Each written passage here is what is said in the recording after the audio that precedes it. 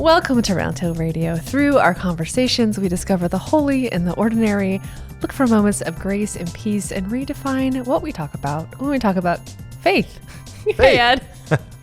Good morning, Leslie. We are laughing because this is the third time I did the intro because I kept tripping over myself, and we're just going to keep going because that was the closest we're going to get today. I've learned slowly that keep going is the mantra for recording. Just keep swimming, just keep swimming. Right. In the immortal words of Dory. Hi, everybody. Happy summer. Yes, indeed. Happy July. Happy July. Oh, it is July. Mm-hmm. How did that happen? Oh, my gosh. I don't know. I don't know. And our reading for today is out of Jeremiah. And I feel like you've done me a favor because it is also very short. Isn't that brilliant? Thank you. Gave you a break. Thank you. I really appreciate it. It is Jeremiah 6:16. And it says, "Thus says the Lord, stand at the crossroads and look, and ask for the ancient paths where the good way lies, and walk in it, and find rest for your souls." Yes, please. Yes, I'd right? like a nice heaping dose of that. Doesn't that sound like a passage made for the times? Mm-hmm. Can I have a pillow? Just reaching out to us with this beautiful offer of, reflection and request and life that's good for the soul. What a great vision. I love it. So you, before we started recording, you said, "I'm not quite sure what happens before or after." And I said, "Well, I definitely don't know what happens before or after." So what was it you were curious about that piqued something in you that you wanted to look up about it? So when I was in seminary, and you're more or less required to take a preaching class because, you might be doing some of that. Perhaps. At some point down the road. Yeah, I'd imagine so. So that always begs the question of, so what's the text you're going to choose? Sure. Right? And even if you're working with what is called the Revised Common Lectionary, which means that there are texts that are appointed for every single Sunday of the year, right? Over a 3-year cycle. So what happens when you have this amazing story sometimes? I was always told, make sure you check out what happens before it and what happens after it, because it can seem... that seems important. Right? Context clues. Yes. And so this little line from Jeremiah, by the way, is probably one of my top 3 favorite verses in the whole Bible. Wow. And I discovered it when I was living in Bennington, Vermont. It was the year before I went to seminary, and I had my friend who was a pastor in that church, the Second Congregational Church. So this is a shout out to Tom Steffen. Now I really appreciate what he did for me. He took an hour out of his time every week, and we did a Bible study together. And we thought, well, what do we want to do? And he suggested Jeremiah. So we read through it and bumped into this phrase, and I just, as you did earlier as well, had a very positive resonance with it. What an amazing, I call this, by the way, my Wizard of Oz moment, because it's like the Scarecrow and Dorothy are at the crossroads. Okay. Right? Which way are they going to go? Yeah. And the advice here is stand at the crossroads. So it sounds beautiful, but what happens right before it? Jeremiah is a tough book. Now that I think back on the fact that we read this together, I'm not sure why he chose Jeremiah. Okay. But here's what happens right before it. "For from the least to the greatest of them, everyone is greedy for unjust gain." Oh. Yeah, it's got a little different vibe. "And from prophet to priest, everyone deals falsely. They have treated the wound of my people carelessly, saying, 'Peace, peace,' when there is no peace. They acted shamefully. They committed abominations." Are you getting into the spirit of this? "Yet they were not ashamed." I love this line. "They did not know how to blush." Ouch. "Therefore they shall fall among those who fall. At that time I will punish them. They shall be overthrown, says the Lord." My good feelings went away. It's a really rough passage. Yeah. And it's right before this beautiful piece. Right. So Jeremiah's criticism in a nutshell is that the Babylonians are literally knocking at the door. Okay. And they're going to knock it down. And that's happened, in his view, because people sort of lived with the sense of false peace. Okay. And they didn't appreciate the fact that this was basically everyone's responsibility. This is what he's saying in his own graphic language. Okay. But then he goes ahead to say more or less, look, at this amazing time, which is horrifying in many ways, stand. Compose yourselves. Ask. Look for the good way. Okay. Right? And then after he says this beautiful thing, but they said, we will not walk in it.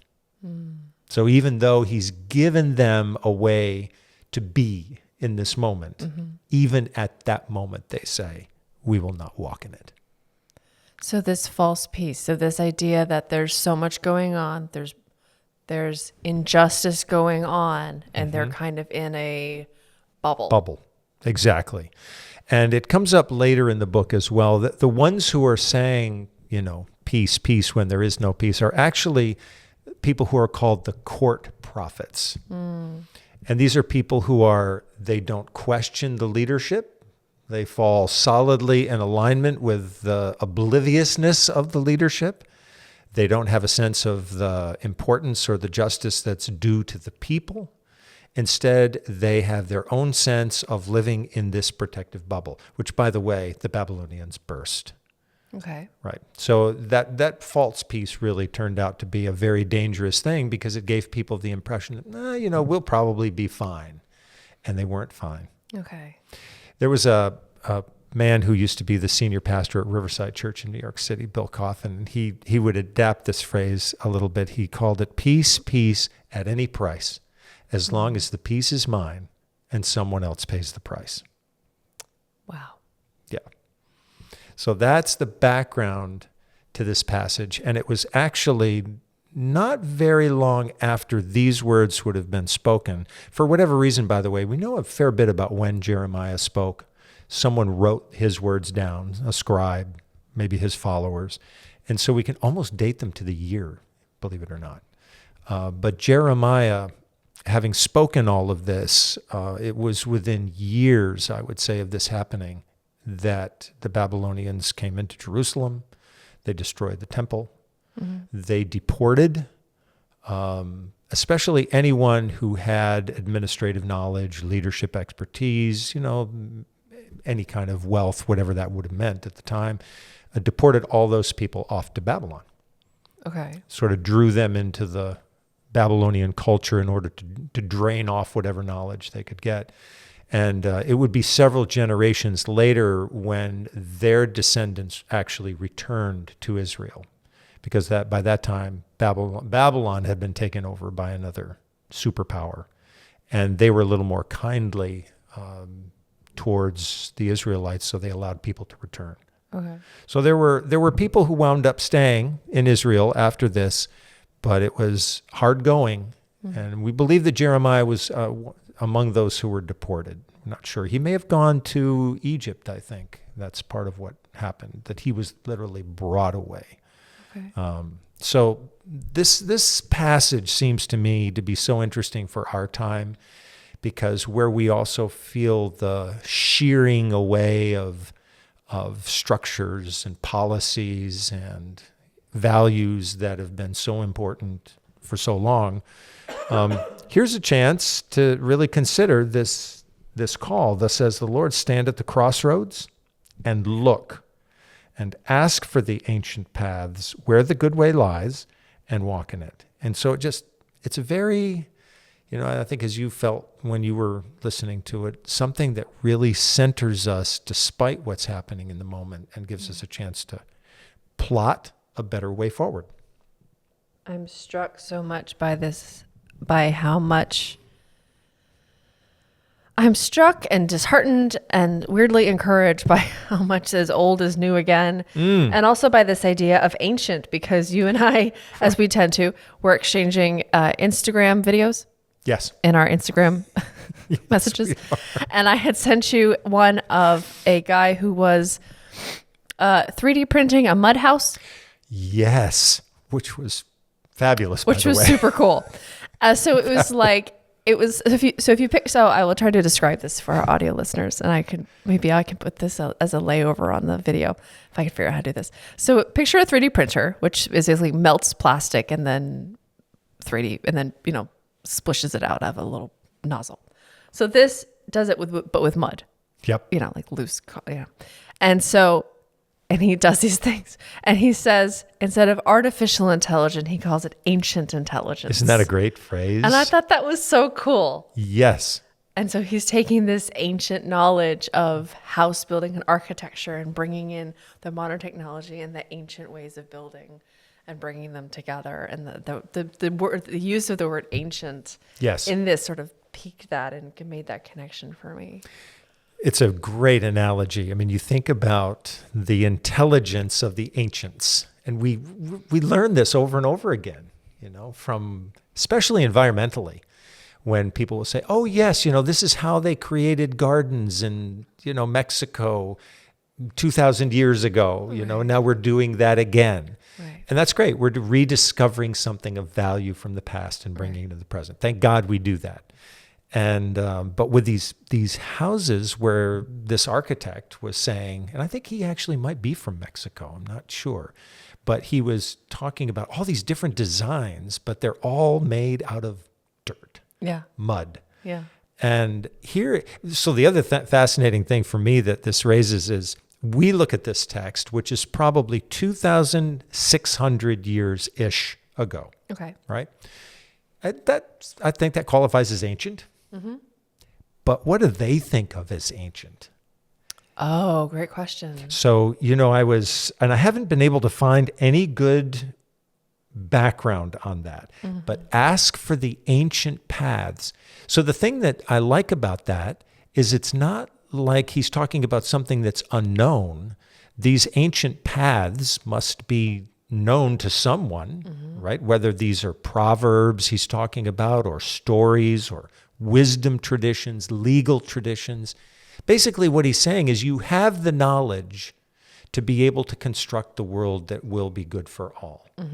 But it definitely is going to take a revolutionary change in attitude, because his point being that everyone, and he doesn't let anybody off the hook. From the least to the greatest, everyone is greedy for unjust gain. It seems hard to believe that was true. But is he painting everything with one color? Nevertheless, I think he's saying everybody together is going to have to find a way through this. And you may feel like you're more of a victim than the perpetrator, but he wants to bring everyone on board. It's almost like he feels that there's such urgency in this situation, they can't afford such distinctions. So it's just better for everybody to say, we're going to have to come on board. I'm not saying that's a just way of doing it, but I'm thinking that that's how Jeremiah was thinking. And right, when people are in an urgent, dangerous, threatening situation, they're thinking the way they're thinking. Right? They're navigating a lot of stress. So there we are. And saying that when you're asking for the ancient past, that's where the good way can be found. Yeah. It's interesting. Yeah, I think our tendency might be to look out to the future. Yeah, right? For sure. What are your dreams? Right. Sorry. We need the new dream, the fresh dream. Right. What's the shiny? Yes. There you go. What is that shiny object out there? And he's saying the shiny object is actually back there. You might have to polish it up. Sure. Make it new, melt it down, do something fresh with it. But it is back there. And my guess is that I think that this book is tied in some way to the book of Deuteronomy. Okay. So that there is a sense that Jeremiah's view of the world is formed by the stories and passages in the book of Deuteronomy, right? One of the first 5 books of the Bible. And I think he's using that as an example of the if you want to know where to look for the good ways, look in that book. Okay.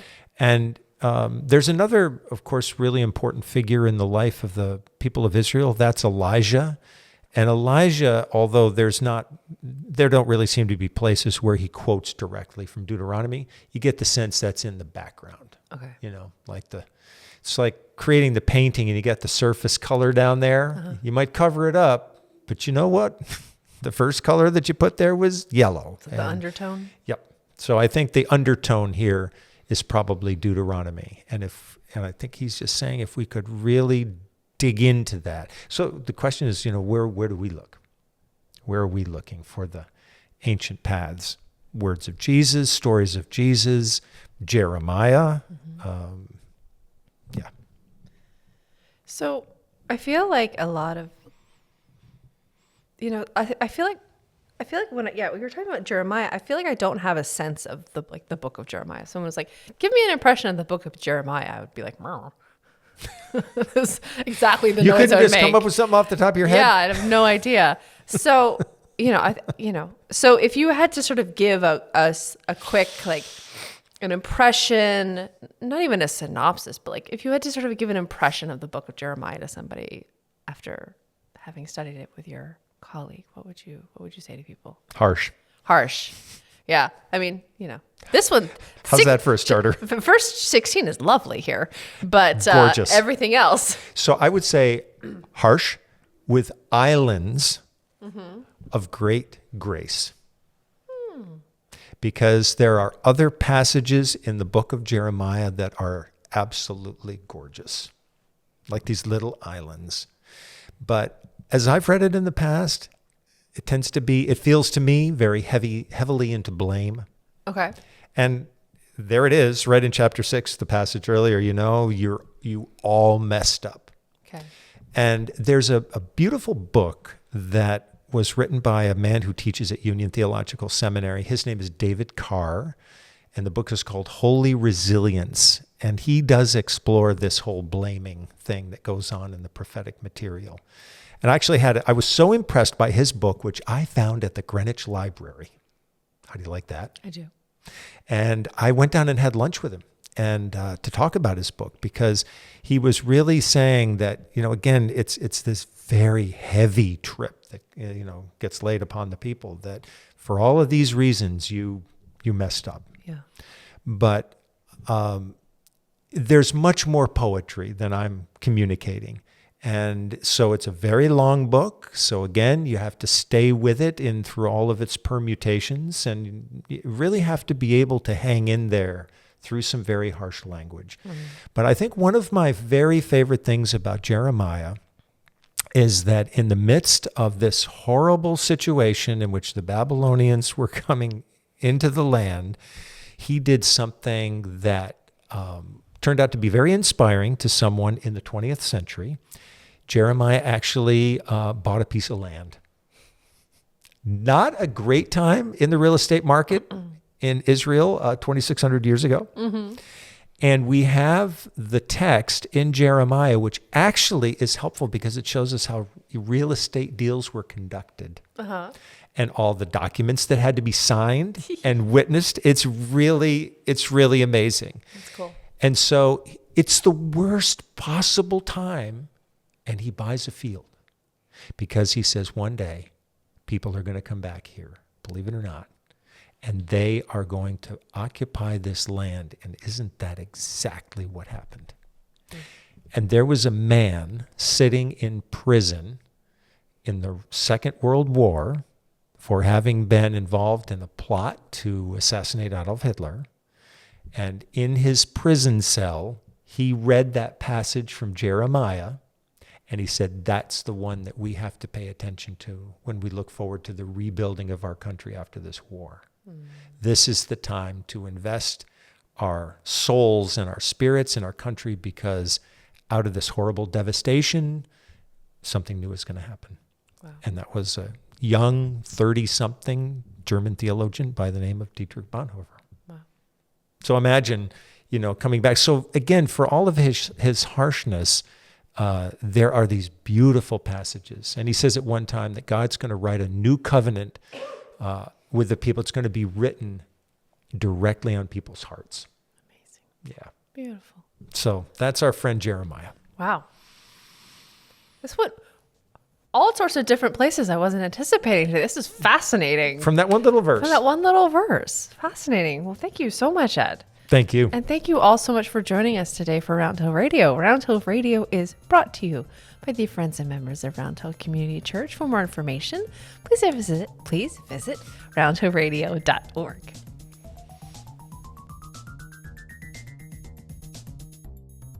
If you enjoyed this podcast, there are a few things that you can do that would make a big difference to us. Like the video, subscribe if you aren't, and click the notification bell and select all. Thank you.